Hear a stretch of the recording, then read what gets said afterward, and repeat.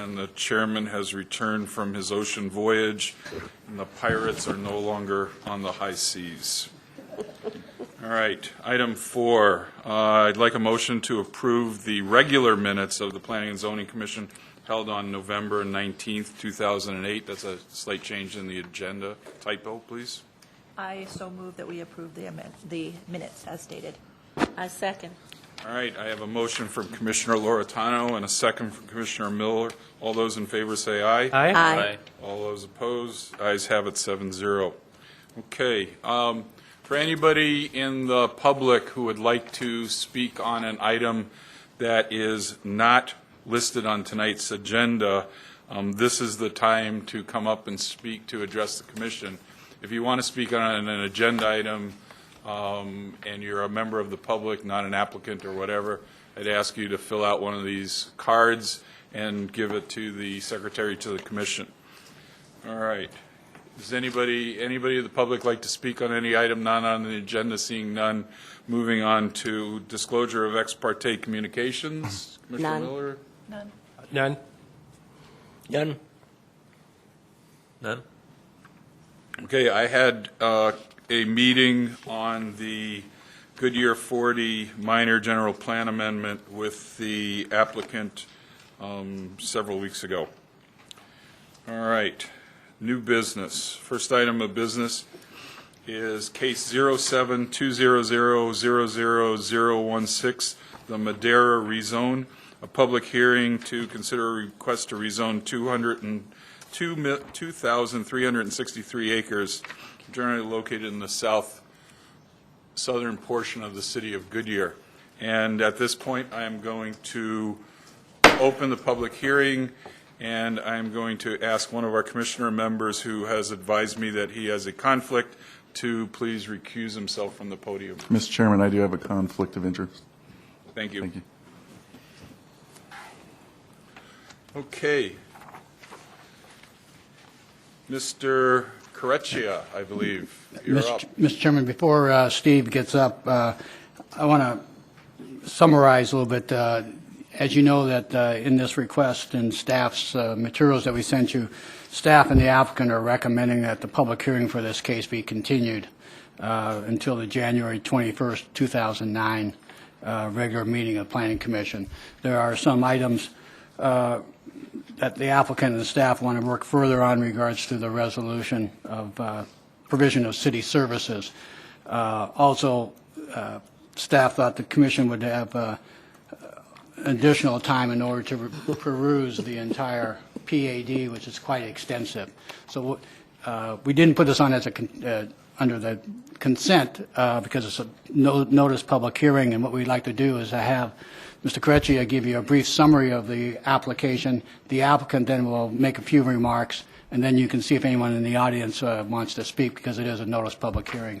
And then following that, staff would request that or recommend that you take a motion to continue this to January meeting. Okay. From a housekeeping point of view, do you want us to turn these back to the commission secretary so they come back to us, or do you want us to hold on to these over the next month? Our recommendation would be for hold on them, and then you can use the next month to read through them. But I read it already. Oh, yeah. No problems. Mr. Correccia, please come forward and do your thing.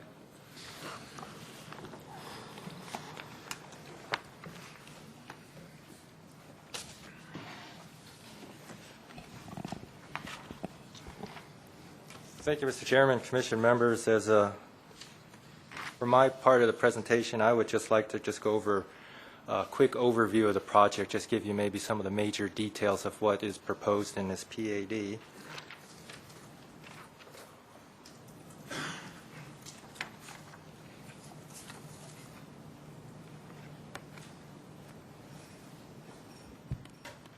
There.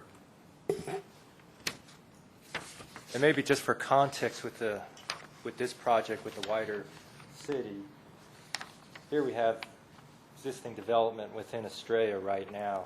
We have the lakes here, golf course here, some of the items you can recognize from this aerial photo. Estrella Parkway coming on down here to the south. The Madera project is located about maybe approximately 6 miles south of some of this existing development in this area here, a bit west of Rainbow Valley Road, or excuse me, east of Rainbow Valley Road, right in here.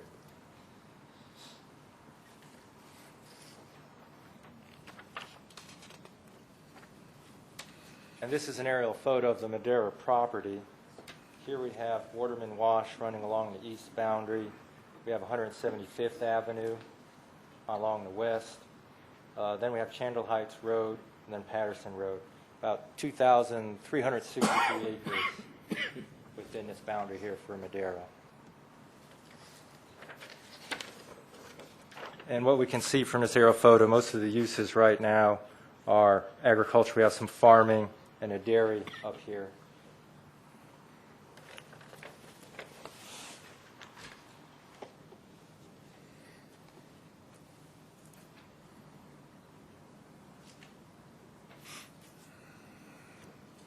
And this is the development plan proposed within the PAD, and this is a request for final PAD zoning. We're looking at about 7,004 units, varying residential densities. We'll have estate lots all the way up to apartments. And here we have the estate lots kind of down here. Some of the single family, what you might look at 2 to 4 units per acre kind of wrapping around. And as you get into the core of the development, the density will increase. At the core of the development here, Riggs Road, you'll have some commercial area. That's intended to be the core of the development, the highest intensity of use, the highest densities. They'll also have 3 elementary school sites proposed here, here, and here. Open space-wise, we have Waterman Wash here. That's intended to be more of a natural type feature. We have Madera Wash here, which the PAD is proposing. That's going to be more highly amenitized parks, usable type equipment, play fields, etc. And then you'll have a linear park system proposed along the Loop Collector Road in Madera. That will also be improved with hardscape, landscape amenities.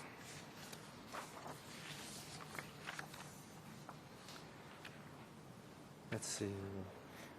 I think that probably touches on most of the major points. Didn't want to get into too much detail at this point, Mr. Chairman. So that concludes my part of this presentation. If you have any questions, staff's available. An applicant is here, and I think they also might like to present you with some information. Okay, hold on, Steve. Don't go away. Questions of staff? Is there any timetable, preliminary, tentative timetable at all for the beginning of this development? Mr. Chairman, Commissioner members, I think that'd probably be a great question for the applicant to go into. Sean? I have 2 questions for you, Steve. One, there's a small, on Riggs Road, there's a small piece of land that's shown as not a part. Could you enlighten us on who owns that or why it is not a part and how we're going to work on what's going to happen there? And then my second question is, you talked about I believe the Hunt Road alignment issue, and when I was reading through this, I was not getting what was going on the Hunt Road alignment, and I would like to be enlightened. Okay. Mr. Chairman, that small parcel, again, I think probably the applicant probably be the best one to address that one for you. They've had the discussions out there with the owners. As for the Hunt Road alignment, in terms of providing it along this alignment? Well, I just wasn't following what the controversy or what was actually trying to accomplish, and so I would like you to maybe elaborate with a minute or two of what's why is it changing, what's happening, why are we doing this, so that I can be enlightened, and I'm sure some of my fellow commissioners can too. Okay, Mr. Chairman, Commissioner members, quickly what we're looking at is staff is looking at requiring a roadway along this Hunt Road alignment. So the staff position is we want a roadway that runs along here from Rainbow Valley Road, basically heading east into the project. Is there isn't this part of that general transportation study that we did maybe 6, 8, 10 months ago? And would the Hunt Road alignment connect both on the east and west side? And is that why we want to have some kind of continuity? Mr. Chairman, that was, if my memory serves me, we did look at that. However, it was at a much more of an overview, not really into the details yet. When we did the general plan amendment for Madera, we referenced that we would want to see Hunt Road in this alignment. However, during the review of the PAD, we would be open to other alternative locations. Good. Well, that's more than enough information at this point in time. Could you make sure that in your presentation, I'm going to ask, and also we'll ask the applicant to discuss this Hunt Road alignment and how it interconnects to the east and to the west as part of your presentation when we come back with this, because it probably will be postponed. Thank you. Yes, sir. Would the applicant like to come up forward?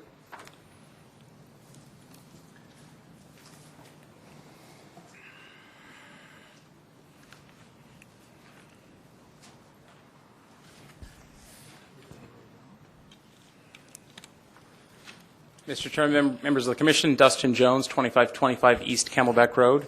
And before I get started, I don't know if Jeff is still listening in the background. I appreciate all of his discussion and introduction about the facilities and the microphones and the technical aspects, but he missed one very important thing.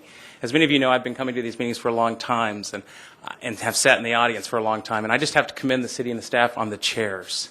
The cushions of the chairs are marvelous. I've sat in these meetings for years. I think Ed Bull can also concur with my sentiments about sitting in the chairs in the old building. These are great chairs. We appreciate the opportunity to be here this evening and appreciate staff talking to us and allowing us to come before you. We respect and acknowledge that there is a continuance on our matter before you. What I wanted to do, if we can get the screen to come up, I don't know if it's Elmo, Eddie, or who's around these days. Do you have a PowerPoint, Dustin? Yes, just a few slides I wanted to run through. What do I do? It'll come up. It should patient. come up. Can I sit in my nice warm chair? Hey, Joe, you might have to. Oh, something's happening. Essentially, what I wanted to do is just kind of put a timetable together to give a little bit of a context on where we're at, where we've been over the past years working on this project. I can tell you that I've been working on this project for over 3 years. When we initially came to this project, we were not annexed into the city of Goodyear yet. Based on what you have seen in the staff's presentation about where we're located, south of Chandler Heights Road, I recall doing tours of the city and didn't realize that the city of Goodyear had Chandler Heights Road in it, in its scope, but it goes even farther south and went down to Patterson Road at the time. That's when we initially started this process. And what I have in my presentation was kind of a timetable for you. Throughout the course of us working on the general plan amendment, which we submitted in April of 2006, so again, coming up pretty close to 3 years ago since we did the initial application on the general plan amendment, we were at the end of the city's limits and would need to annex this 2,300-acre property into the city's limits and then work on a general plan amendment and then work on the annexation applications, pre-annexation agreement, and then move through the PAD to have that submitted. So again, April of 2006 when we submitted the major general plan amendment. February 2007 was when it was ultimately approved. You may recall that meeting a couple years ago. At the time, there was a lot of development, a lot of discussion about a large development that was going to be occurring south of this property down towards Maricopa that was on a different timeline, and we were working with the staff, and we had our applications in. There was quite a few meetings, quite a few general plan amendments that were occurring at the time period, and we were part of those hearings, and ultimately in February of 2007 had our general plan amendment approved. In December, just of last year, was when we had our annexation completed. The applications were approved, and City Council approved the annexation to the city, as well as our pre-annexation agreement. Since that time, and actually concurrent with the annexation application, we were working with staff on our PAD submittal. And as staff has indicated, we submitted a final PAD. As commissioners you are aware that in the city you can do a preliminary PAD and do a final PAD. The final PAD requires a great deal of detail, and from the very beginning we wanted to demonstrate to staff that Ariad was committed to this development, committed to a time frame of developing on this site, and had sufficient information to provide the detail with respect to the number of lots that were going to be needed. We've already, there was some question about our timeline, we have already had a pre-app probably, I believe it was last summer or late spring, with the staff on plats, preliminary plat submittals, to discuss the lots that would be part of this development. We had those meetings knowing that we hadn't had the PAD approved nor the density approved, which would be approved by the Planning Commission at the given time. But we wanted to get into the staff and start talking about our development plan and talking about the concepts and the densities that were proposed. So just briefly again, just in context, you can see the general plan for the city and where we are located within this context of the city. Again, as I said in the very beginning, at the beginning when we first started this process over 3 years ago, we were at the end of the road much before a larger annexation occurred to the south of us. We've been in all of those discussions.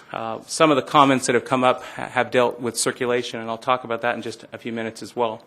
Again, here's some of the existing conditions on the site. If you go out there now, there used to be a dairy on the site that was in operation. There was a lot of farming that went on the land as well. Those are not, the farm lease is still there, but there isn't a whole lot of activity that you'll find on the site. We put the overflight for Luke Air Force Base for the very Goldwater Range across the top of this. At this distance away from Luke Air Force Base, the planes would be very, very high, but as you note in your general plan, the mapping of that course is on the general plan, and we wanted to note it for the Commission in terms of full disclosure. Staff has already gone through our development plan to show you the layout of our site. It's a triangular site. And we wanted to create, again, when we started this process, there wasn't a whole lot of activity going on around us, nor were there any applications. We wanted this to be a bit of a standalone development to the south of the city that had its own village core and had its own amenities for all of its residents. A lot of attention was given to the entry monumentation to the site as you come on.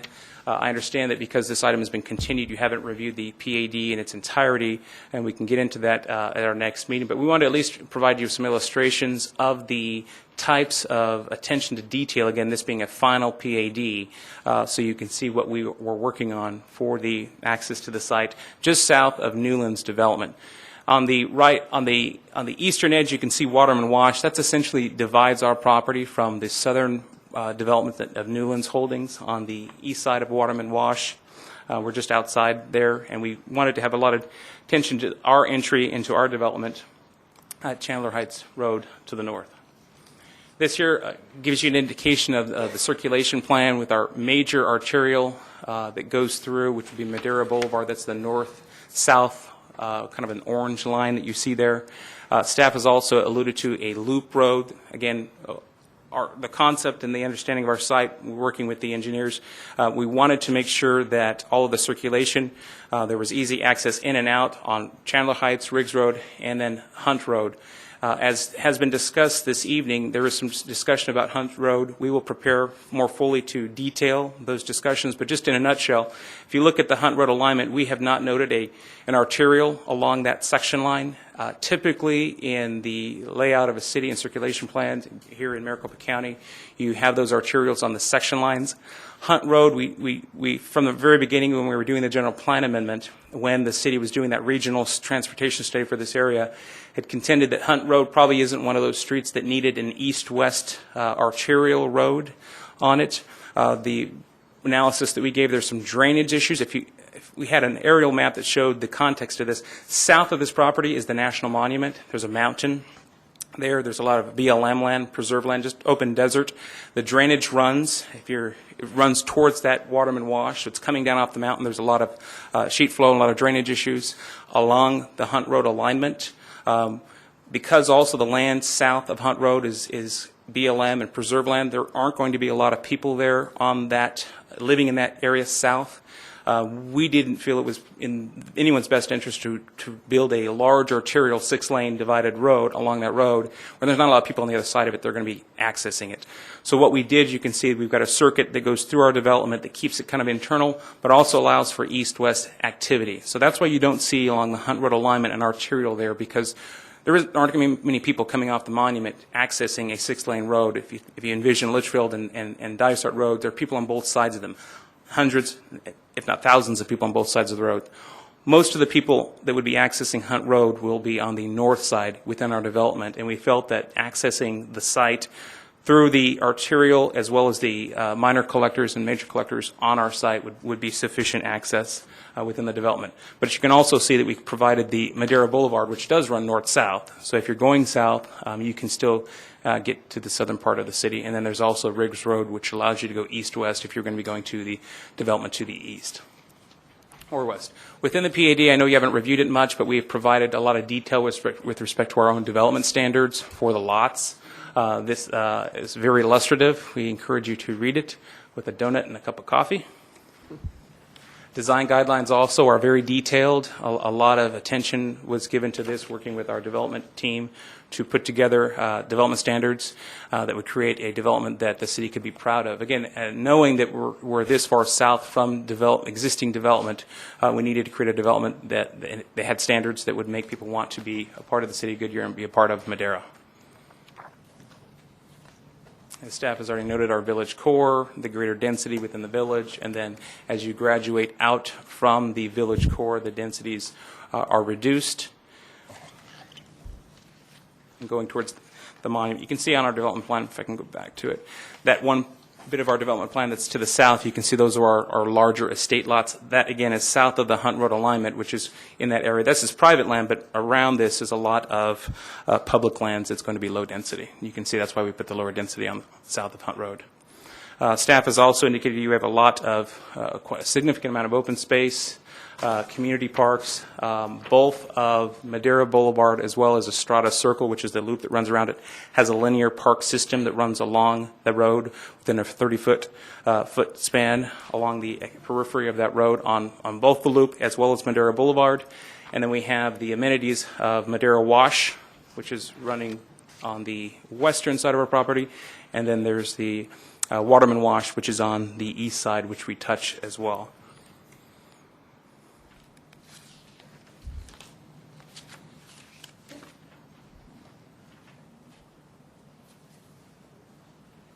Madera Wash. This is just an illustration of some of the amenities that we planned within Madera Wash on our site.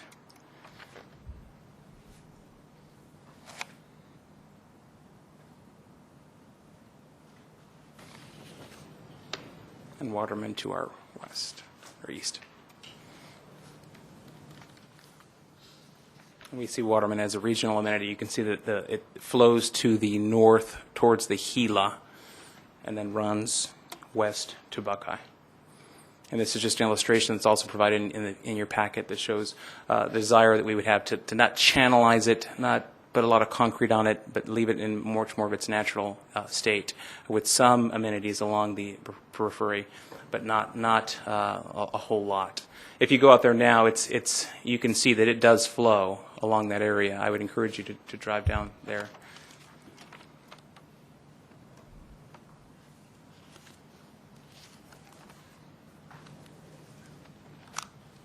And these illustrate the linear park that I noted that's along Madera Boulevard as well as Estrada Circle. You can see the 30-foot of trail as well as amenities and park space.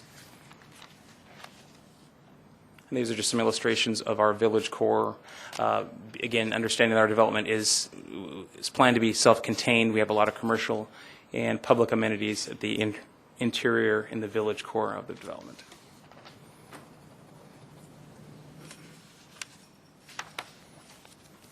With that, Mr. Chairman, I understand there was the one question about Hunt Road, and we can prepare to have a little more detail, but I at least wanted to give you at least the thumbnail sketch of where we're at right now based on the general plan discussions we had a couple years ago with respect to the Hunt Road alignment and the regional study that was going on about that. If there are any other questions, we can entertain those as well. But I understand that we are on a continuance, will be continued, and we can get into more detail at the next meeting. Mr. Jones, can you respond to the not a part, the one parcel that's not a part of this application that the chair asked about? Mr. Chairman, were you speaking, is this on the Riggs Road? Yeah, there's There's small, an out parcel there. I believe it's a substation. thank you. APS substation, and working with engineering, we've got to determine that substation needs to move south so that the road can be along that alignment of the section line. But it's, Okay, so APS owns that piece of land right now, and you guys would do a land swap if you had to move the substation? Is that the way I understand it? yes, we will have to do something. It can't be in the middle of the road. Okay, So it's got to go somewhere, and we're very aware of that. We've had meetings, our engineers, with APS as well as my client to talk about how to deal with the substation that's in the section. so in essence, it will become a part of the final PAD somehow? Yes. All right. That is correct. Other questions of the applicant? No. Dustin, I have one question. The Waterman Wash, you kind of said there's going to be some amenities. Are you going to do any kind of dirt moving in Waterman Wash, or cutting, trimming trees or whatever? Or I'll tell you what. Why don't you? Could you research that and save that for next month? That's perfectly fine, Mr. Chairman. Thank you. Anybody from the public like to make a comment on this case? Seeing none, I'd ask for a motion to continue this case to the January 21st regular meeting of the Planning and Zoning Commission in 2009. Mr. Yikes. Chairman, excuse me? Yikes, 2009, it just scared me. Mr. Chairman, I recommend we continue case 07-200-00016 to the January 21st, 2009 commission meeting. Second. I have a motion from Commissioner Williams and a second from Vice Chair DeBroker. All those in favor say aye. Aye. Opposed? Ayes have it, 6-0. Thank you very much. Mr. Chairman, Commissioners. Okay. And Commissioner Schlosser has returned to the podium. I'm closing the public hearing on that, and we had a commission motion before I closed the public hearing. I'm sorry, Joe, forgot. All right, I'm going to open the public hearing on case number 08220-00003, a zoning ordinance text amendment concerning donation drop-off boxes. And I'm going to open it up to the staff presenter, and planner Anna Lackender will make the presentation. They do that. Thank you, Chairman Gelser, members of the commission. Before you is a proposed zoning ordinance text amendment regarding donation drop-off boxes. You can see here on the projector, if that comes up, there are a few examples of donation drop-off boxes from around the West Valley, just so we're all on the same page and know what we're talking about.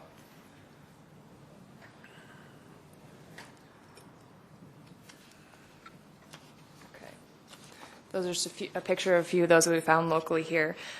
Goodyear's city code and zoning ordinance currently do not specifically mention donation drop-off boxes, and while many valley cities do not specifically regulate this type of use in their zoning ordinances, some cities have varying requirements in their code or are considering similar amendments to provide standards for this type of use. This issue has arisen recently as questions were brought before the mayor and city council regarding the city's current policy on donation drop-off boxes. As I said, we do not have to specifically mention these types of uses in our zoning ordinance. Thus, staff has likened this type of use to other outdoor non-residential accessory uses, such as refuse enclosures and outdoor storage areas, which are required to be screened from view along all street frontages by a 6-foot wall. This would require a site plan amendment with associated fees, and staff would evaluate and approve the structure's location, appearance, and screening. The zoning ordinance text amendment before you provides simple standards for donation drop-off boxes. At a council work session on November 10th, council directed staff to provide basic standards in the zoning ordinance specific to this use and create a simple application process for the review and approval of donation drop-off boxes. With council's direction, staff is recommending minimal standards for donation drop-off boxes, which regulate location and maintenance on the site, not aesthetics, and developing an application for a zoning permit specific to donation drop-off boxes to provide a simple way to review, approve, and track the boxes around the community. The proposed amendment before you would provide a definition for donation drop-off boxes in Article 2-2 in the definitions section, and create a donation drop-off boxes section in Article 8-2 the detached accessory buildings, guest houses, ventilation courts, and portable storage containers section to provide regulations for this use. These standards for donation drop-off boxes are minimal and mainly concerned with locating the boxes safely on a site, providing clear identification of who operates the box, and providing regulations requiring maintenance of the area around the box so that it is free of litter. The minimum standards provided would not include a requirement to screen the donation drop-off box with a 6-foot wall. The city did receive comment on the zoning ordinance text amendment today. The individuals who provided the comments, Swift Charities, are present tonight, and we have discussed their suggestions with them, and they can comment, and staff can provide any feedback on their comments as well. And this concludes my presentations, and I can answer any questions. Okay, questions of staff? Anna, will we require them to post a phone number on the box so that if it overflows and starts to become an eyesore, somebody can be notified so they can come out and straighten it up? Yes. Number 5 on the donation drop-off boxes states that donation drop-off boxes shall be clearly marked to identify the specific items and materials requested to be left for donation, the name of the operator or owners of the donation container, and a telephone number where the owner, operator, or agent of the owner or operator may be reached at any time. Thank you. I want to do a follow-up on that. Do you think we might want to also have city, Goodyear City Code Compliance's phone number on there so that if you can't reach the operator, the owner of the center, we can call code somebody, there is somebody in the city who can respond to that? I'm just going to toss that idea out and say, Chairman Gelser, members of the commission, I know that some of the signs are typically printed with the company logo, just standard printing, as you might see on the pictures I have here, and I don't know if that might be something we could include, or? could we research that through staff and see, because a lot of times, you'll call, these donation sites, they recycle containers continuously, or they ignore it, and then all of a sudden it becomes an eyesore. There's newspapers piled up, people use it as trash, and we the city are making a provision for these people to accept donations, and if they aren't there the next day, it just keeps getting worse and worse. So I think there needs to be some way that we can have if city has to clean it up, then they're going to get billed and they're not going to get another permit or something, something to that effect. Okay. Mr. Chairman, maybe initial response, I think if you have the number of the owner and operator, that was in our mind sufficient. Then if you put the city code compliance number, I can almost guarantee you it won't call the owner operator, they'll call the city. And we feel that the burden should be on the owner occupier as well as the owner of the property, the commercial center. So I would suggest that would not be a good idea at this Okay. time. Let me follow up on that. On the application, would we have a contact number of both the donation, the charity that's on the box, and the commercial center representative, so that if the box is not being cleaned up properly by the charity, then city can get a hold of the center representative and tell them to clean it up. Mr. Chairman, I think in our application process, that's a good idea. We obviously will get, under the ordinance, authorization letter from the property owner, the commercial center, as well as we'll have, obviously, the applicant, who is the owner-operator, sign that. But I think in our application form, maybe a specific person for each of those, owner as well as the operator, would be a good idea to place. So that is the contact person. Yes, okay. We will. Commissioner Loretano. I just had a question. Are there going to be I actually have two questions. Is there going to be a limit on how many of these can be located in one area? Because what I've noticed just from seeing them in other places in the valley, when you get too many of them, then they do become kind of like, and it's not the charity's fault, but the public just kind of starts throwing garbage or couches and then things in between them. So I just wonder if we're going to limit per center or per an area like we do other things? Commissioner Loretano, Chairman Gelzer, members of the commission, we did discuss that quite a bit in detail. We were trying to keep these standards very minimal. We had quite a bit of discussion, how many would be allowed on a site? Could there be multiple from one organization? Could there just be one from one organization? We had suggestions with there can only be one clothing, one book, one other type of donation bins. So we really had a hard time with that, as well as, should they be separated by a certain distance? But we decided to leave it up to the commercial center, the owner of the commercial center, and making sure that their property is kept clean, as well as the charitable or the organizations that operate the bins. And then my other question is, these are just, basically, they're billboards out there for taggers and graffiti artists to put anything on them. Is there any provision, like how quickly they would have to be painted over by the organization once they're notified that there is, say, tagging or graffiti on them, so they don't become more of an eyesore?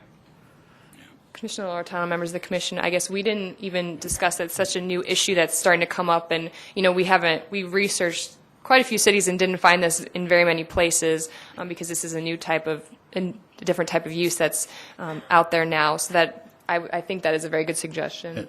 Mr. Chairman, Commissioner Loretano, I believe the graffiti would be covered by the city's graffiti ordinance, as we would on walls in other places.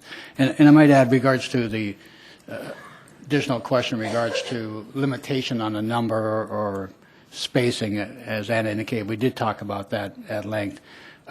Working under the council's direction of keeping this basic and simple, we decided not to do that, because it would require much more tracking, permits, and other development standards to monitor. And really, we're trying to keep this simple at the time being. If it after the adoption of this and implementation, if it presents additional problems, then we can always revisit it with an ordinance amendment. For this time, it was to be basic and simple. Other questions? I wanted to follow up on Commissioner Loretano's, especially about the quantity of, the number of bins that are there. And I guess my suggestion would be, and maybe staff could research this, but maybe some kind of ratio to number. I mean, we have ratios of square feet per shopping center of retail space, and you need X amount of parking spaces. Well, now we're taking up at least one, possibly two or three parking spaces, and maybe what we should consider is some kind of parking space ratio. In other words, if you have 100 parking spaces, you can put 2 bins out, and if you have 200 parking spaces, you can put 4 bins out, and then that keeps it pretty simple of how many of these drop boxes, and we don't overload the different centers with more, way too many of these drop-off bins, and I would see if you want to do something like that before it comes to council. But we will further consider that. We didn't consider the racial basis, but we talked about other things, and but we will revisit that before we go to council with the amendment. Okay, thank you.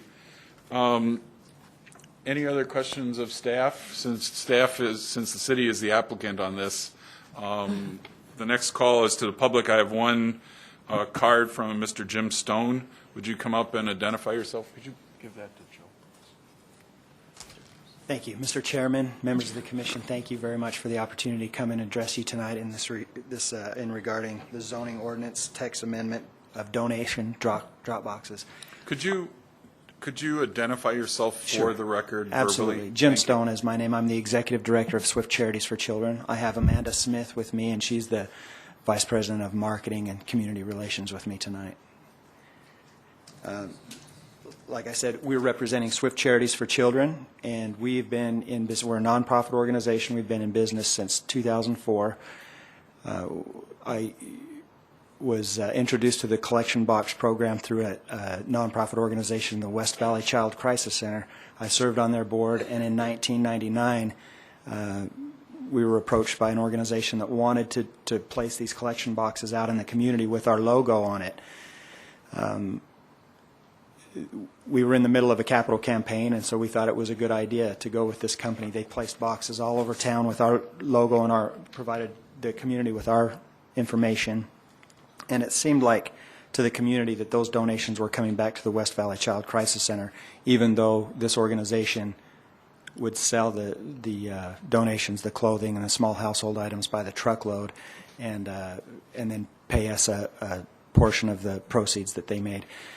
When it was time in late 2003, it was time for this organization to renew the contract with this organization, and my boss, Jerry Moyes at Swift Transportation, recommended that we start our own a nonprofit organization, because we understood that 7% of the gross is what we were being paid on, and at that time we were making $150,000 a year. So we ran the numbers, and we thought that it was a moral issue, that maybe somebody should step up and turn this collection program into a nonprofit organization.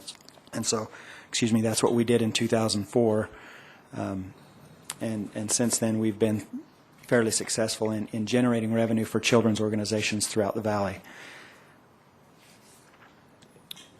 I think for you all I think it's important that you understand the potential of allowing these organizations to place collection boxes in your community. And it's important to know that there are differences between these collection boxes. There's the nonprofit collection boxes, and then there's the for-profit collection boxes that represent a nonprofit organization. I have some slides here. This is a picture of our collection box. We have over 150 collection boxes around the valley. This is what our collection truck looks like, and we have 5 of these trucks that circle the valley. We've committed to our partners, or our sponsors, these people at retail locations and schools and churches, that will visit these boxes at least once a day, and that's a high standard, and we're the only ones in the state that meet that standard. It's a picture of me and the founder of Swift Charities for Children, Jerry Moyes. These are some of our partners.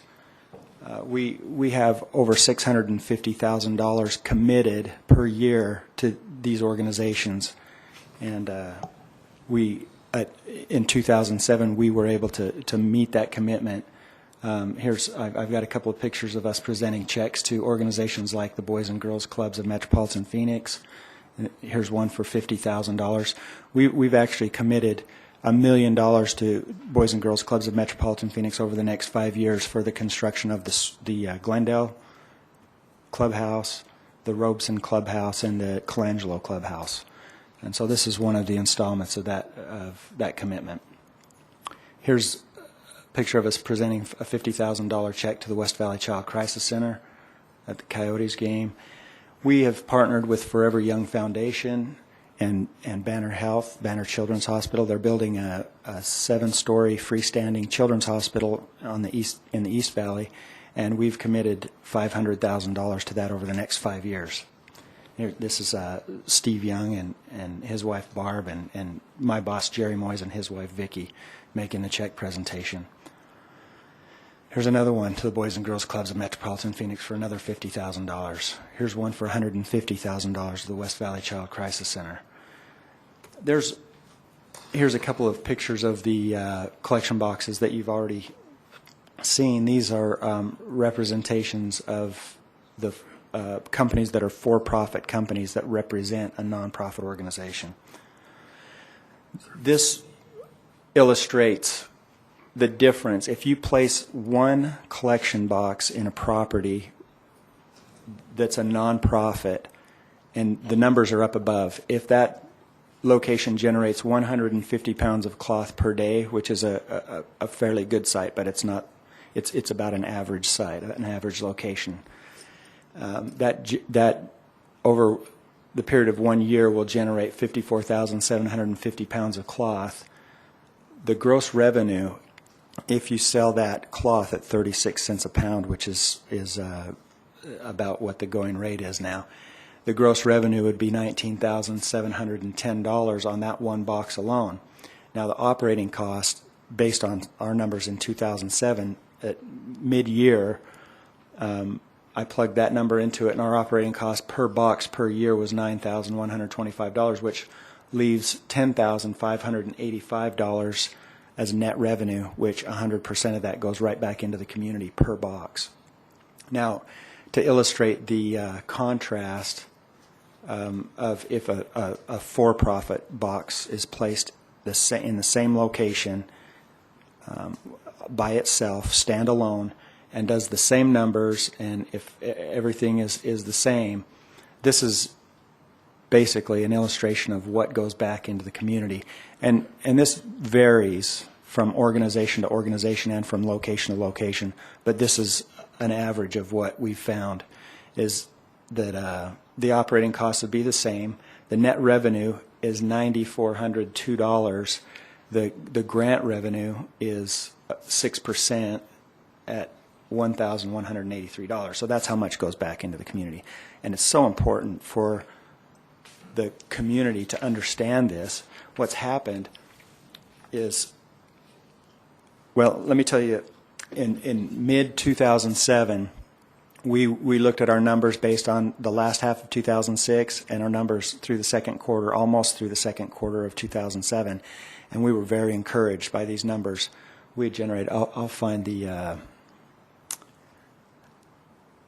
here's our P&L through the first half of 2007. If you look down at the very bottom left column, it says net ordinary income, $494,805. That's based on that. We projected that at the end of 2007 that we would generate $1 million, or right close to $1 million, that would go back into the community. So that would meet our $650,000 commitment to the organizations that we had aligned ourselves with, and then allow us $350,000 to grant to other organizations. We got excited, and it was premature because the last part of May, early part of June, a company came to town from Texas and targeted all of our boxes and placed boxes right next to ours, and this is the result of that. At the end of the year 2007, we ended up generating $665,790. This is whoops.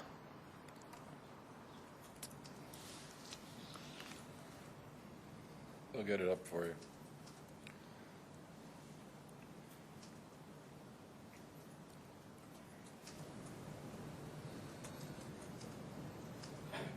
So this graph here that I've shown you illustrates if these boxes stand alone, how much each of them generate back into the community. This next one illustrates if a box is placed next to another box, this is what ends up going back into the community, because the operating cost is the same. Like I said, we visit our collection boxes every day, so our operating cost is the same. Our volume is cut in half, at least in half, and this is what happens. So now our grant revenue that we can put back into the community is $730 per box, and theirs is $591, based on those same numbers that I used on the previous sheet. Mr. Stone, Yes. we usually have a 3-minute I'm public sorry. comment, and I've let you go on and on and on. I appreciate it. But what I'd like to do is ask you to wrap up your remarks. I'm sure there are questions here, because I have at least 1 or 2 questions that Okay. I'd like to give other members of the public a chance to make comments, and then we'll bring you back and ask you questions. Thank you for your patience. What we would encourage you to look at is when you're writing and amending this ordinance, to be strict. And it was a great idea to limit these collection sites to one organization and to spread them out so that they do benefit the community, and they don't just, all the proceeds are going into operating costs and going out of not just out of the nonprofit arena, but out of our economy altogether, going out of state in somebody's pocket. So we'd encourage you to be strict and put some enforcement in this ordinance, and limit the number of placements. We've done this for, like I said, 4 years, and the only city that really regulates this is the city of Gilbert, and they do a really good job of enforcing that. We have to, for every collection box we have placed in Gilbert, we have to renew our permit every year, which, similar to the ordinance that's been written here, it requires us to get a signed letter from the organization that we represent, or organizations, and a signed letter from the property management or property owners. There are several ideas that we have, or recommendations we have, in terms of putting teeth into this ordinance and helping to be able to enforce this. But it's so important, because I don't know why a community would be interested in having these things placed all over the community if it was counterproductive to the mission of generating revenue for the nonprofit organizations. All right, thank you. Thank you. Is there anyone else from the public that'd like to comment on this item? Okay, seeing, I'm sorry? Lady here. Which, ma'am, could you, I have a little trouble with that, Yeah. and I'm pretty loud. okay, let her rip. Could you identify? I have 4 children. Wait. You need to identify your name and address for the commission, and then you can, Lillian Freeberger, and I am with Bosom Buddies, which is a nonprofit charity. We are breast cancer survivors, and it's wonderful that they can go out there and start a new organization and do all this. We are sick people. We can't go pick up our own boxes and put our boxes and do our boxes. But the revenue that we have gotten from this has allowed us to help so many people, myself included. I am back in chemo after 11 years of being free of cancer. But we are a 24-hour hotline that people can call in 24 hours a day and talk to a person. We have support groups, and we have a Bosom Buddies Day that was done with ASU, it was for the public, and we educated and had doctors from NAU, ASU, and Tucson. We would have never been able to do any of this. When I went with Bosom Buddies, our total revenue is about $20,000. And we have been able to do quite a bit to help people with what we are doing now. I would like to ask you a question, and I'm going to open it up. Do you have drop-off boxes? Does your organization have drop-off boxes? Yes, we do. And are they run by your organization, or are they run by another company for you, and you get a portion of the proceeds? That's exactly right. Okay, thank you very much. Questions, Commissioner Loretano? I guess I can see both of your points here, and one of my concerns is not as much, I am concerned if an organization's putting boxes out, and unfortunately they're not giving you very much, they're taking such a large chunk for charity, but this ordinance can't do anything with regard to that. My concern is, in any case, whether it's Form A or Form B, that we're having too many of these lined up, because I have seen them at other malls and shopping centers, and we're very cognizant about too much advertising, too much freeway signs. I've seen them become magnets for graffiti when you get a lot there.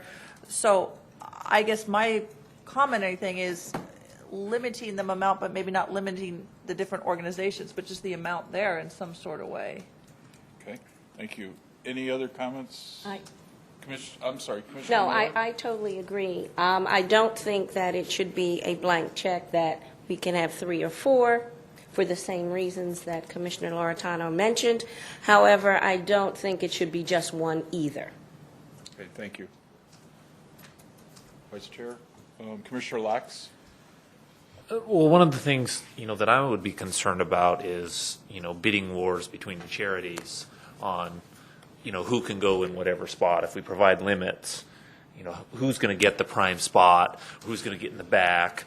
I don't know that we can avoid that sort of situation by providing limits, but I understand the need to do so. Any other questions, Commissioner Williams? I can see it forming. No, I'm really struggling. I'm trying to figure out what the way to balance everything is, and I think in a way, limiting it to one box per parking lot might be better for everybody because they would have fewer boxes to service and get the same amount of revenue, rather than if there were 3 boxes for 3 organizations lined up together at, say, 10 different locations. If each of them had 3 or 4 boxes at one different location, they might all get the same amount of material and have much less overhead to service the boxes. I'm struggling to find the right balance. I have a question for Mr. Stone. You represent a nonprofit charity organization, and our other lady represented basically gave us the opinion of a charity that goes out and hires a for-profit company to operate the boxes for them. What do you want to see in the ordinance? Because obviously you have a vested interest. How do you want us to deal with this ordinance? And keep your comments brief. Thank you. Okay, thank you for your patience.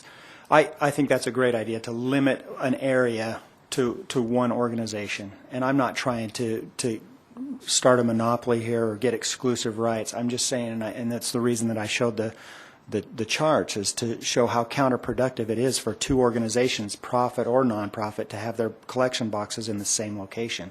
Even on the same street or across the street, there's only so many donations in that area, and if you cut it in half, what you're doing is then the organization has enough money to cover their operating expenses and a little bit more, but the majority of it goes to operating expenses. So my suggestion would be to limit an area to one organization that can provide the best service, or leave it up to this, or plug it into the city ordinance that you can only have 1 per mile. Or I don't have a suggestion in terms of. Let me ask you a question. There are organizations that obviously collect different things. There's lots of boxes out there for used newspapers, it seems like, and there's boxes for clothing. Would you be, supportive of, a category designation, for each site? You can only have one, whatever category you're in, there's only one of you at that site. Would you be in favor of something like that? That sounds fair. Okay. Ma'am? Yes. Thank you. That would, Harvey. Again, going back to balance, the other thing that we need to balance is the city's task in monitoring this. I mean, that's just going to get way out of hand. Well, I guess my feeling is the city tried to keep it simple, and there are more issues that have come up as a result of, keeping it simple, and I want to let Harvey make his comments. Sir? Mr. Chairman, members of the commission, I think the focus ought to be on land use and not economics. We're not here to regulate the enterprise, whether it's profit or nonprofit. What we're trying to regulate is not to obstruct pedestrian or vehicular circulation, locating in required parking spaces. So each center must provide the required number of parking spaces. So that's what our primary focus is, not being in drive aisles, not being in landscape areas, fire lanes, loading zones, or other conditions, or putting them in areas where it's hazardous to drivers or pedestrians or the public safety. So that's the primary focus on our regulating these donation boxes. We've also placed requirements on the size of them so they don't get too far out of scale. And in terms of focusing on how many you can have and where you can have them, the problem with that is who gets there first? How do you make a decision on Is it on a first come, first basis? You know, which nonprofit gets to go where? And it puts the city and puts the staff in an awkward burden is, well, you get to go, but you don't get to go. And how do you make that decision? On what criteria to base who goes where? So it puts a lot of burden on the city. So what we're trying to do is, if it becomes unsightly, it becomes a problem, we put the telephone number on. What we want to do is put the focus on the owner of the property. The owner of the property can regulate these. The owner of the property can decide how many boxes they want to have, like Fry's Shopping Center at Van Buren and Litchfield. If he wants to have 1 or 2 and he can accommodate it within his parking lot, then he can do it. And he is responsible, ultimately, the owner or the manager, for making sure that they meet these criteria. If they don't, then first we go to the owner of that box, and if that owner of the box doesn't respond, then we'll go to the owner of the property. So that's where the burden ought to be. It shouldn't be on the city. Okay. What we're just doing is creating general parameters for where these things should be located. That's kind of what our genesis, that's what we're trying to do. Commissioner Loretano. Harvey, sorry, I'm not 6 inches away. If they become unsightly, does Goodyear allow for zoning citing then, for civil citing of the owner of the property as a way to manage them, so you wouldn't have to worry about it if Yes. it becomes bad? Yes, they would be part of this would be an amendment to the zoning ordinance, so it would be a zoning violation and can be cited in city court and fined accordingly. So yes, that would be the owner would be cited for it. Harvey, in the desire to keep the ordinance simple, I don't have issues with, I have, less regulation is probably better than more regulation. However, would it be wise for staff to write some suggested guidelines to shopping centers and anybody who might permit this, with input from some of these charitable organizations of how they would like to see us guide this program through the city, and therefore it falls on them to make suggested guidelines that are appropriate, and because otherwise, if we just have no regulations and leave it to the shopping centers, they're going to say, well, some guy's going to say I'll take 6, and somebody's going to say I'm going to take none, and we'll have some sort of chaos.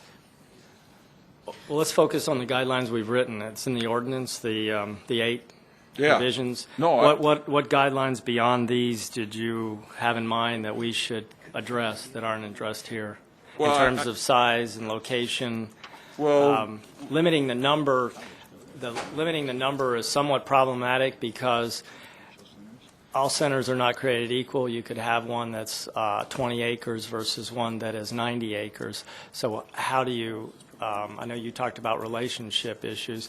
It's really the owner's responsibility to decide on how many he wants. Our thinking was that we'd begin with basic regulations, and if it becomes a problem down the road, then we would change it and I guess revisit it. my feeling is I don't mind going with basic regulations, but I would like to see some suggested guidelines for the program to start with that are non-ordinance, not part of the ordinance, but it basically a recommended policy, and we go with that, and the policy would be something where we would talk to the different charities and see what they want to come up with, and then let them put the onus on them to suggest a policy to us, and then when we issue a permit, here's the policy. If you want to follow it, that's fine. If you don't, that's fine too. We can come up with some informational guidelines and, Thank you.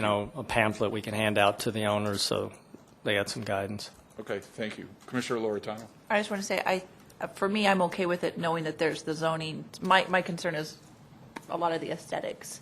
But I think a lot of this, like this presentation you gave, if it's left to the center and you have concerns about another box being there, if it's going to be the center's choice, I think you need to go talk to the owners of the Fry Center or the Safeway Center or the Walmart Center, and same thing for you, ma'am. I think that's where the charities need to, rather than get the city, that extra layer of government involved, then I think you need to say, okay, we want to place our box here, but we really don't want to let our other boxes here. We just want a different type of box. And I think that's maybe for the community and the owners to bear the burden there of the free market to determine where the boxes are going to go. And then if they get out of kilter, that's when my personal opinion, I think that's when the city should step in and say, they're either an eyesore or you're not complying with the regulations, then you lose your permit.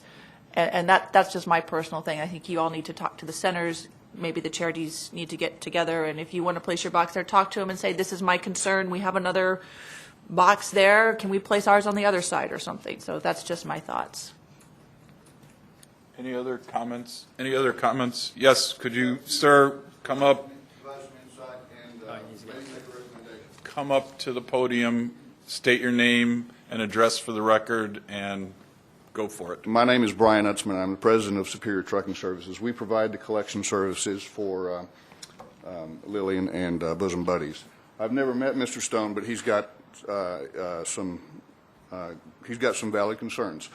What I want to suggest to you is that the property managers, the property owners, the store managers do have a concern about how many boxes there are on their property. Where the problem occurs is not with companies like his, and I'd like to say that not with companies like ours, but with companies that drop boxes without permission and will not, will not remove those boxes. Outside of that, it's pretty well controlled. If I made a recommendation as a process, I would recommend that the companies be required to get permission from the property manager, the store manager, or whoever makes that decision on that property, bring that to the city for a permit. If that process is followed, the companies that drop boxes without permission cannot put boxes out there, and that will regulate the number of boxes that go out there without regulating the charities that operate with integrity from having boxes on these lots. That's really all I wanted to say. All right. Thank you very much for your comment. We appreciate that. Excuse me. Isn't that Mr. in this? Chairman, Is that not in this? Yes, it is. Okay. Yes, Thank it you. is. They need to get a zoning permit from our office. Prior to get a zoning permit, they must submit a written letter of authorization from the property owner. Done Okay. deal. Thank you. Mr. Stone, last comment. Thank you. Then how is that enforced if someone decides to, because this is a concern and an issue in other cities, someone will place a collection box and refuse to remove it? And I just want to... We have on every day of the week, we have a bulk trash pickup service. Okay. And I'm sure that our public service and our public works people would be more than happy to sell the scrap metal for recycling. Okay. All right. Thank you. Thank you. I'm sure Sean is appreciative of my comments, right, Harvey? Any other public comments? Seeing none, I'm going to close the public hearing. Any commission discussion? This has generated a lot of discussion, way more than zoning. Commissioner Williams, do you have a question or a comment, sir? Are we ready for a motion? Yes, I was going for that next. I move that we recommend council approve the zoning ordinance text amendment to provide standards for donation drop-off boxes as written. Second. I have a motion from Commissioner Williams, a second from Commissioner Lax. All those in favor say aye. Aye. All those opposed, ayes have it, 7-0. Thank you very much for a spirited discussion. All right. I am going to, I think I forgot to close the public hearing again. Did I, or did I? I did, okay. You're out All of right, now practice. I'm You gonna- forgot a lot while you were on the high seas. Now I'm going to open the public hearing on case 0870000006, Goodyear 40, minor general plan amendment. And Mr. Williams is going to lead us through that evolution. Thank you. Thank you, Mr. Chairman, members of the commission. Before you this evening is a request by RBF Consulting for a minor amendment to the Goodyear general plan, changing the land uses on a 40-acre parcel that is located on the southwest corner of 175th Avenue and Lower Buckeye Road. And just to give you a land uses surrounding it, Immediately to the north is, as I said, Lower Buckeye Road. This would be the La Jolla Vista final planned area development. This 50-acre Agua Fria High School site, which was originally Citrus Ridge. The El Cedro PAD approved planned area development to the south there. I'm sorry you can't see it, but it is separated by a 100-foot WAPA easement that runs west to east along the property line. To the east, we have the Goodyear Water Campus here. WAPA easement, electrical? Yes, sir. Thank you. Okay. Western Area Power Administration. I thought. For those at home who don't know what WAPA is. Thank you very much. Or for people who are here and don't know what WAPA is. Moving right along. Immediately to the east of that is the higher density portions of the El Cedro planned area development as well.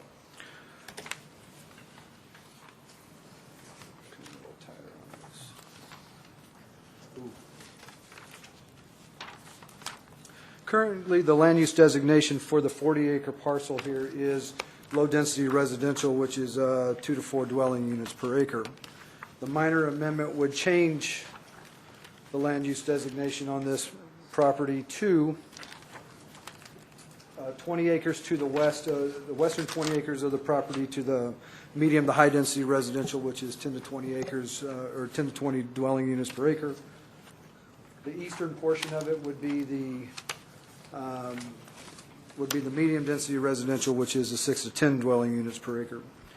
Now, Section 2.3.6 of the Goodyear General Plan is very specific, in which the criteria it lists that the requested amendment should reach. I've outlined that criteria on the second page of your staff report, and the applicant's response to those are listed in the GPA narrative that you have in front of you as well. Now, also, additionally, it might be pertinent to discuss the history and how we got to where we are right now, and how over the last couple of years the complexion of this area has changed. This is a participating member of the West Goodyear MOU. It was actually one of the first properties that came in back in 2005 and rezoned to R16. Since that time, several things have changed. Shortly thereafter, the Citrus Ridge development, which was the 80 acres adjacent immediately to the west of it, was rezoned to R16, and both the applicants were working together on development plans because they were sharing an open space there.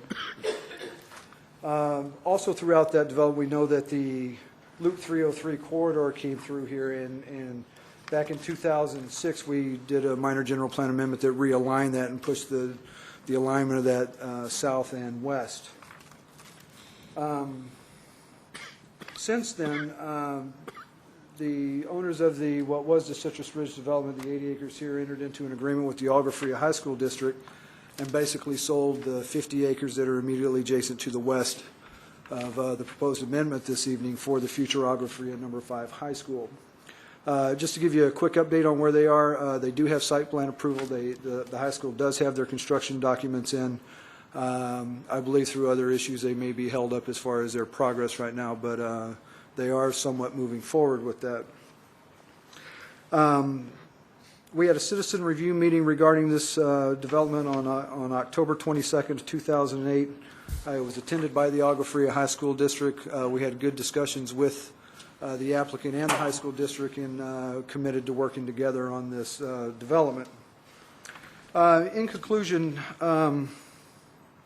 it is staff's position that the criteria that's outlined in Section 236 has been adequately addressed in the narrative in front of you. The land uses are appropriate given the location to the high school, the WAPA easement, the water campus, the high-density portion of the El Cedro development, and the proximity to the Loop 303 freeway corridor. In addition to that, we believe that the requested amendment addresses specific elements in the general plan, such as creating a diversity in housing, locating higher density housing near freeway corridors, et cetera. Therefore, it is staff conclusion that that we recommend approval of this minor general plan amendment in front of you, And that concludes my presentation. I'll be happy to answer any questions, and I believe the applicant is here as well. Questions of staff?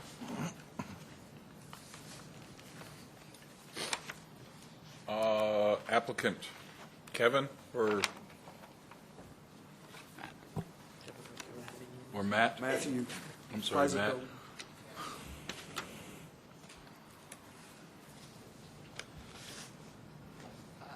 Matt Kleisico, 16605 North 28th Avenue.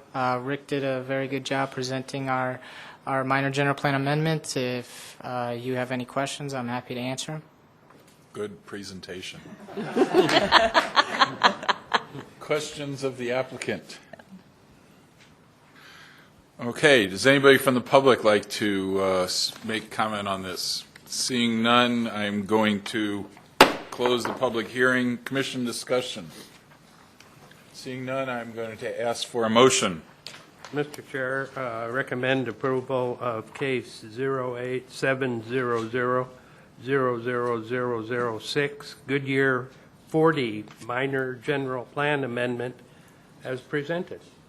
Mr. Chairman, I second. I have a motion from Vice Chair DeBroker, a second from Commissioner Miller.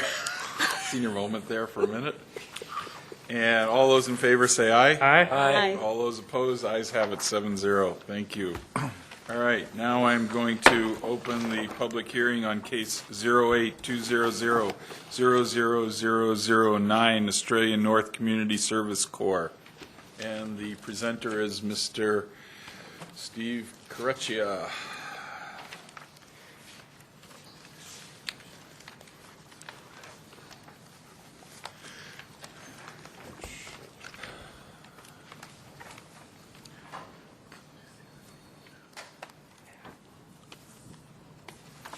Thank you again, Mr. Chairman, Commission members. We have an amendment to approve Estrella Phase 1 PAD requested here tonight. On the aerial exhibit here, we have the location Estrella Parkway, Cotton Lane, coming down, intersecting here at this roundabout. We have parcel 12, 14, and 45. Between the three parcels, we're looking at about 136.8 acres.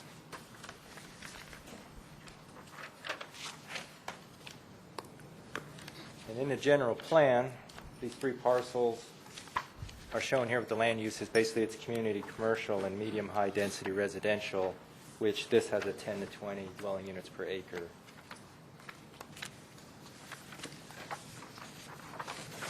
The applicant is requesting this PAD amendment.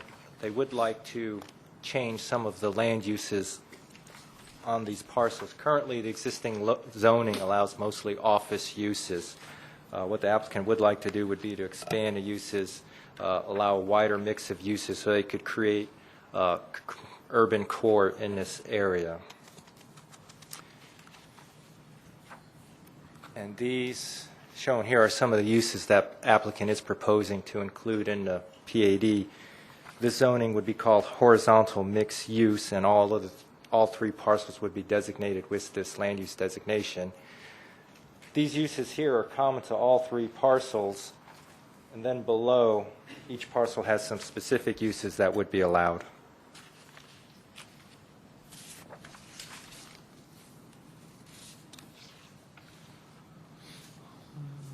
And within the PAD, this was a conceptual site plan that was provided, a picture of what could develop on the site with the horizontal mixed-use zoning. Staff and applicant, we had a neighborhood meeting held at Star Point in Australia on December 11th. Two people did attend that meeting, asked questions of the applicant. However, no opposition to the amendment was raised. As a result of the advertisements for this commission hearing, staff has not had any public inquiries on the project. After our review, staff does find that the PAD amendment is consistent with the general plan and is compatible with the surrounding area. As such, we are recommending approval subject to the stipulations in the staff report. One note, Mr. Chairman, staff and the applicant, we are looking at a few of the stipulations, changing some of the wording. We don't have that finalized tonight. However, we can let the commission know that none of the changes would substantially affect the PAD nor the stipulations. With that, Mr. Chairman, my presentation is concluded. I'm available for questions, as is the applicant. Okay. David, do you want to come up and make a presentation or make a good presentation?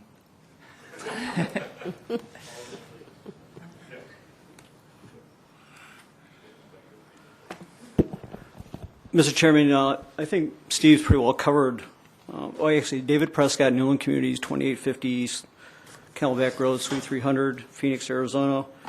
I'm glad to hear, we agree to staff recommendation. We have agreed to meet with staff to go through and reword a few of the stipulations. We'll take care of that hopefully next week.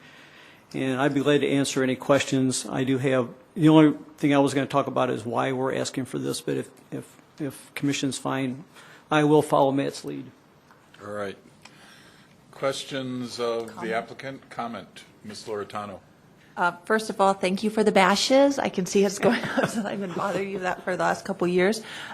Commercial is sorely needed up there. There's now no restaurant at all whatsoever up there, which I do have a problem with that. So it's good to see that you are, obviously, with the economy, there's some issues there that I know it might take a while, but I'm glad to see you coming forward with more commercial and more opportunities up there for employment as well. Thank you.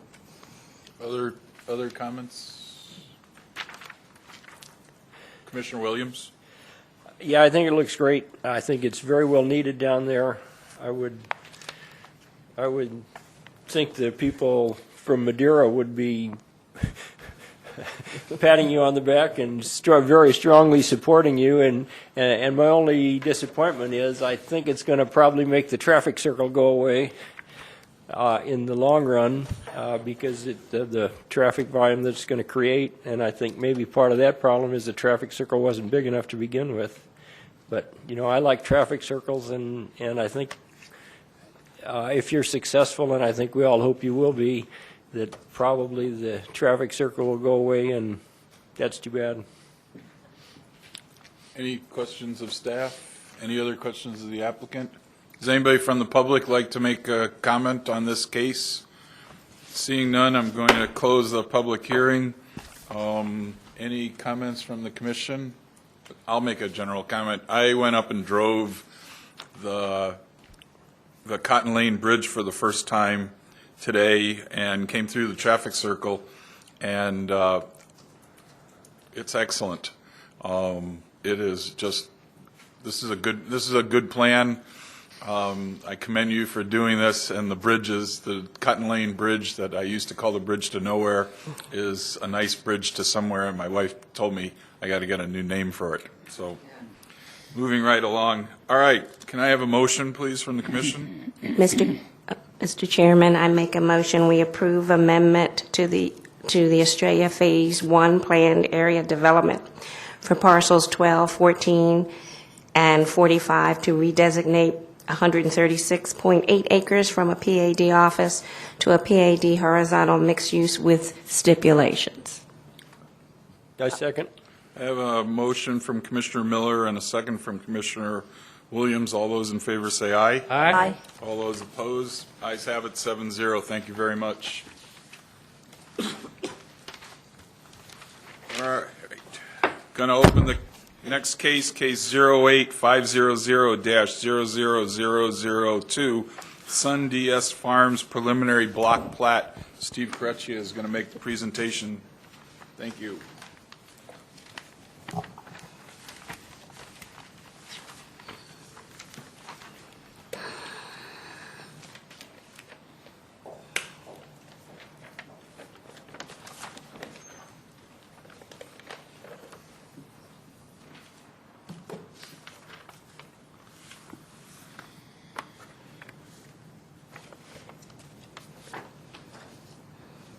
Thank you, Mr. Chairman. We do have a preliminary block plat before you this evening.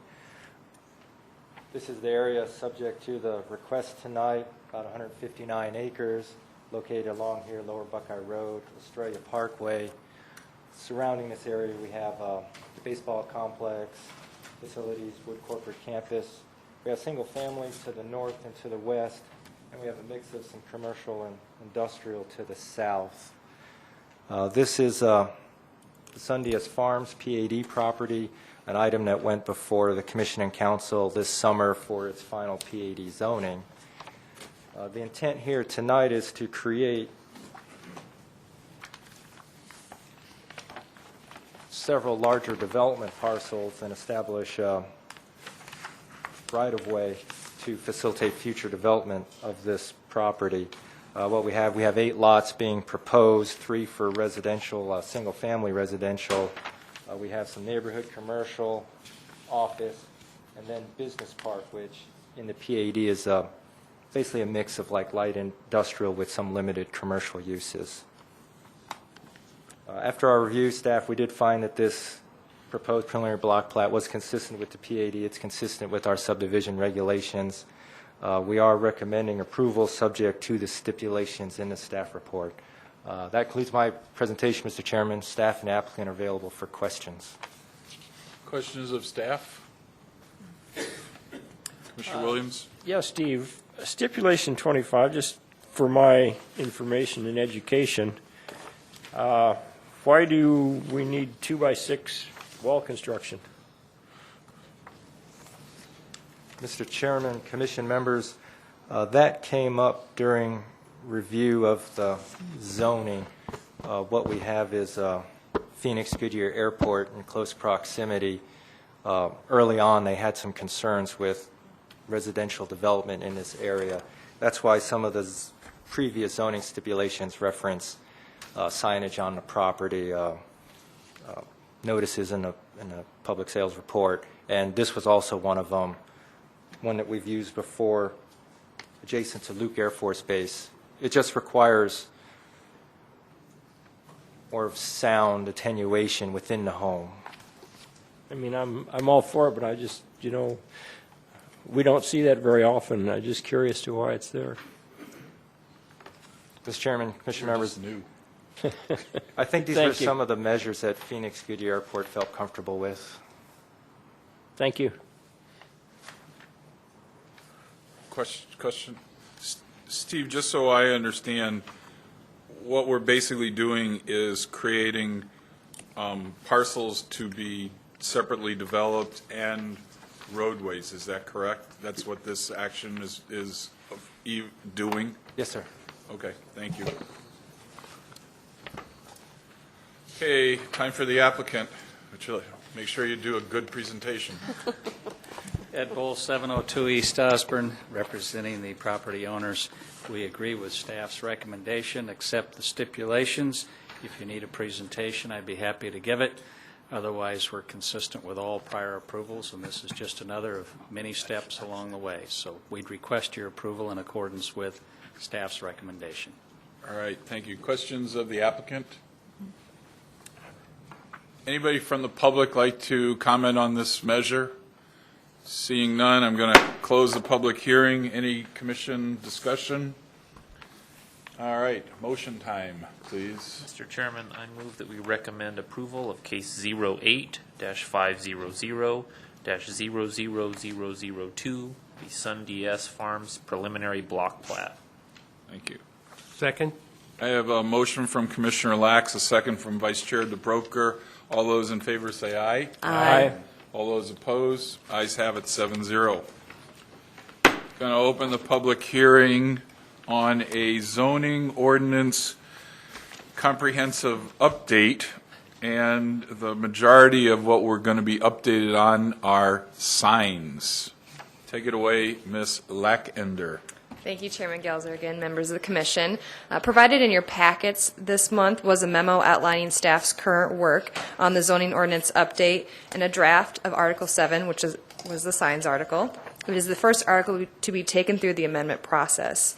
The city's current zoning ordinance was adopted May 24th, 1999, and has been amended 30 times since its adoption.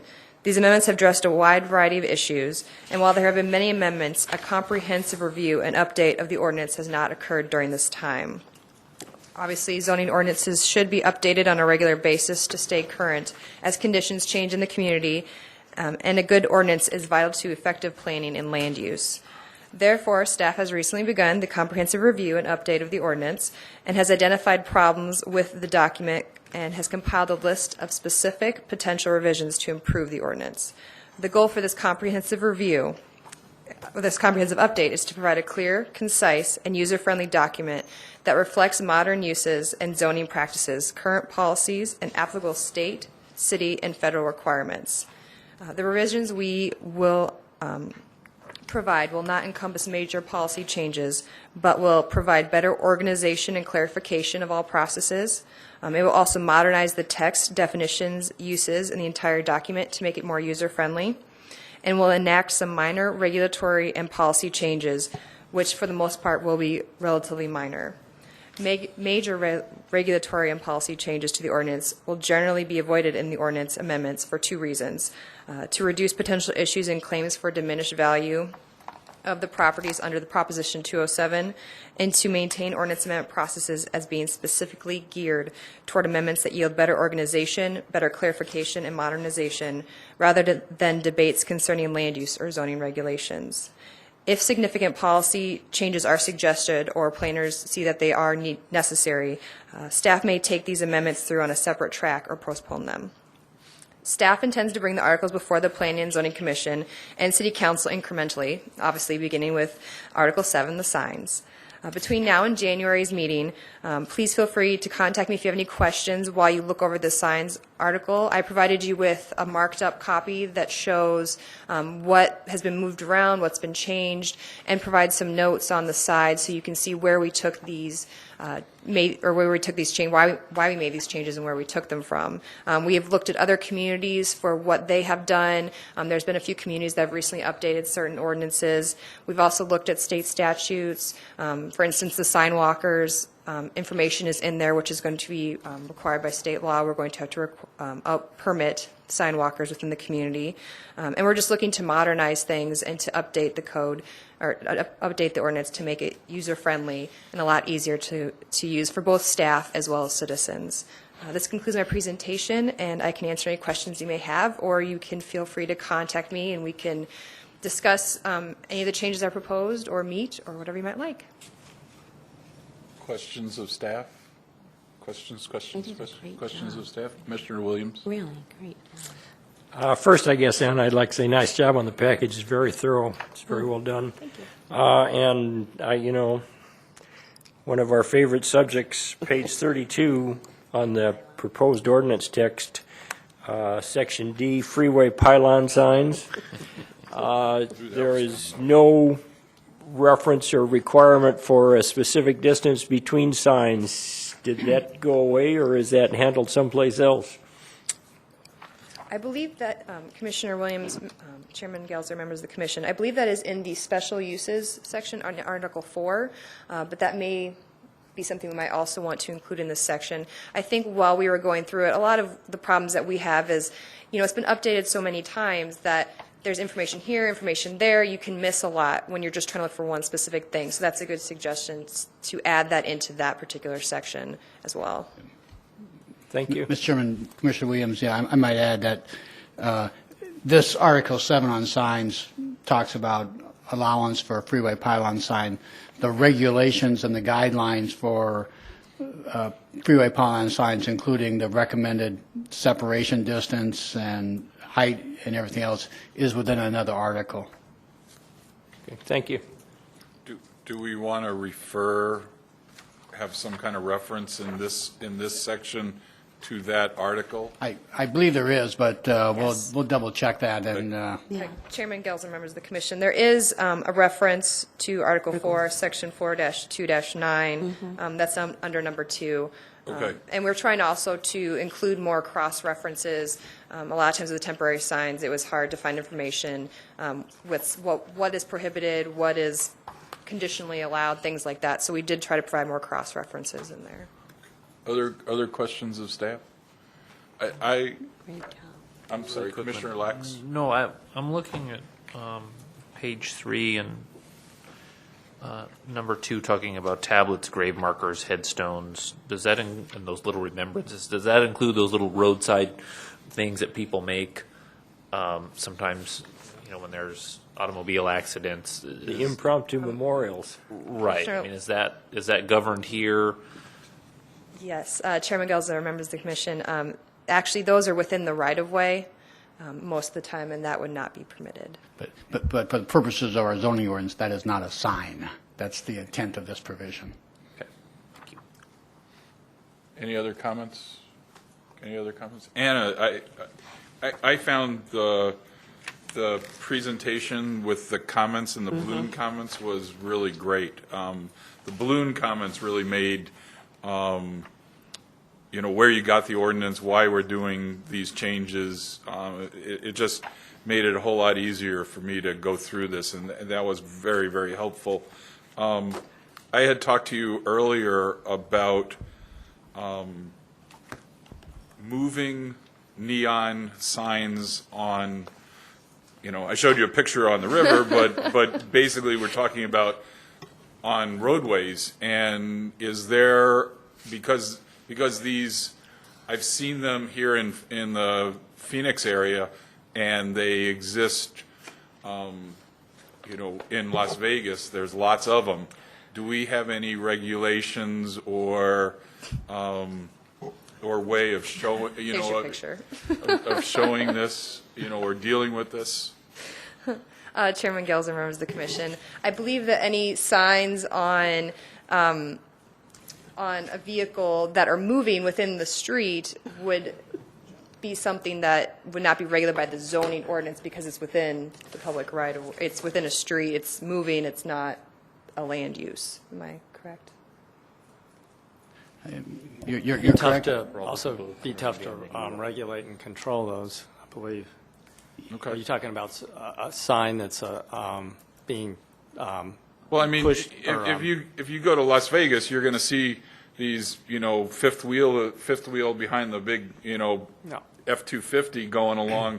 That's a 40-foot neon sign on an A-frame driving down, Las Vegas Boulevard. And the question is something like that, would they have to get a business permit to drive through Goodyear, or would they, and if they pulled that sign into a parking lot and just left it there, or stayed there for 8 hours? We do cover if it's parked on private property or parked in the city right of way.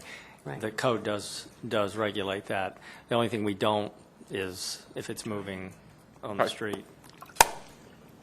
We don't have anything covering that. Really hasn't been a problem here. Okay. I mean, that's fine. They're like Vegas. Any other comments, questions? Good job, Anna. It was, especially the strikeout. The comments made the strikeouts and the new language much easier to understand. It was one of the better presentations we've had in a while. Mr. Chairman, I appreciate you providing that comment, and I think Bob's comment also, because we've talked about that in-house and how to present this, because we're moving things around. And we're also going to be publishing this on our website in both versions, one with the comments, one clean, as well as Anna's prepared a summary of the changes too. We just want to make sure that the public, the commission, and everyone else knows what changes were made, and providing in different forums on how to view that. So we appreciate that you found the ones with balloons was helpful. The other thing that's helpful even in the new proposed ordinance is the illustrations. And I'm searching back to the old ordinance. I'm trying to remember whether it had illustrations. Some.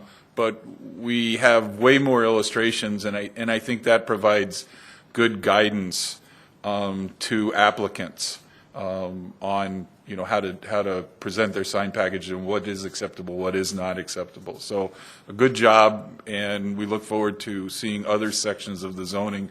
A dull part of our business, but we look forward to seeing those coming before the commission in the future. Right, and you will, and other comments that you might have as we go on in terms of the presentation, how we draft it, like you say, with pictures or diagrams. Those type of comments would be helpful at any time, because we may utilize that in a future article that we bring forward. All right. Thank you very much. I am going to, seeing no further note, I'm going to close this public hearing since there is no action required at this time. Next item of business is staff communication. I'm going to ask the director, do we not have any opening on the commission that we're advertising for so that the public might apply, or may they still apply? Yes, Mr. Chairman, we do have an opening. Future opening. Future opening. I guess it'd be technically February 1st of 2009 is when the opening will actually occur. Since Mr. DeBroker is termed out, we have advertised. We're still advertising on our website, and applications. I think the due date is December 29th. So if you get your application in before December 29th, we have, I believe, five applicants so far. Great. Okay, all you citizens out in Goodyear, you have till December 29th to get your application in if you want to be considered for this commission. Thank you. Harvey, continue. Also, I think Joe Schmitz, our planning manager, will be, and the staff will be presenting the Smart Growth Card results that we filled out. That's been a part of the state initiative. Governor Napolitano initiated that, and we are filling that out, and we'll present that to you next month, along with the annual report that we do, and update on the general plan, where we are in terms of implementation of the general plan, the 2003 general plan. So that'll be next month, regular meeting. Can I ask a question of future planning manager Schmitz? Future, who's current planning manager?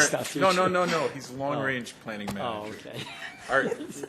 Are we scoring well, sir? Tentatively.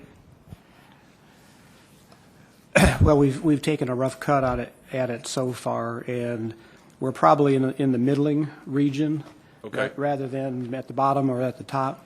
And one of the reasons that is, though, is we've crossed the threshold for 50,000 people, so we have additional elements that are now required that we have not yet initiated. And we've also had two new state laws passed, one in 2007, one in 2008, requiring two additional elements. So we're a little bit behind the curve on that. Not significantly if you think in terms of what it takes to actually prepare those and bring them forward. But so we didn't do too well on those, but I think we did fairly well on some of the other categories. And so we're consulting with the other departments in filling it out. It's a 28, 30-page document that has 50 questions that we need to answer, and the responses that they provide, you get either 3 points, 2 points, or 1 point, or 0 points. And I think we got at least some points on every item. So I think, like I said, it's probably be in the middling range. So we're gonna do okay from a self-grading point of view, but we have plenty of room for improvement.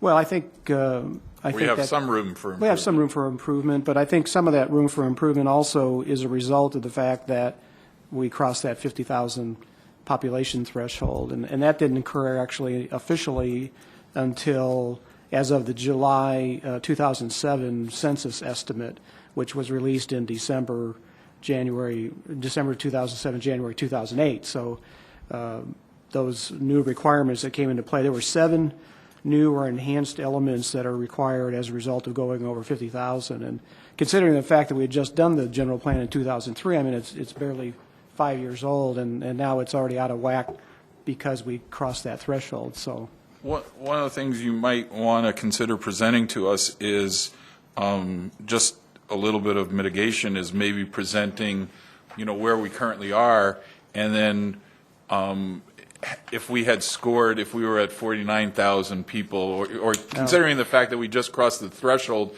mid-year, it creates a lot of additional burden on the plan, but we haven't had a chance to really implement it. And maybe when you in your presentation, you might compare, if we hadn't crossed this threshold, where would we have scored? How would we have done? And now, where can we, move to improve on that situation. Just a Yes, suggestion. Mr. Chairman, I certainly can do that. That's not the only thing, but it is one of the things. And I think that some of the things that we would address in the elements would have addressed some of the other categories too, so. Okay. But we're looking forward to trying to get that put together and bring it forward in January. We're looking forward to hearing about that. Harvey? Yeah, I just don't often say it, but I want to thank you for your service on the Planning Commission. I appreciate it on behalf of the city. And on behalf of the staff, we want to wish you the very happiest of holidays and best wishes for a new year filled with much happiness and good health. So, Thank you very much. Thank you very much. Any other comments? No? This meeting is adjourned.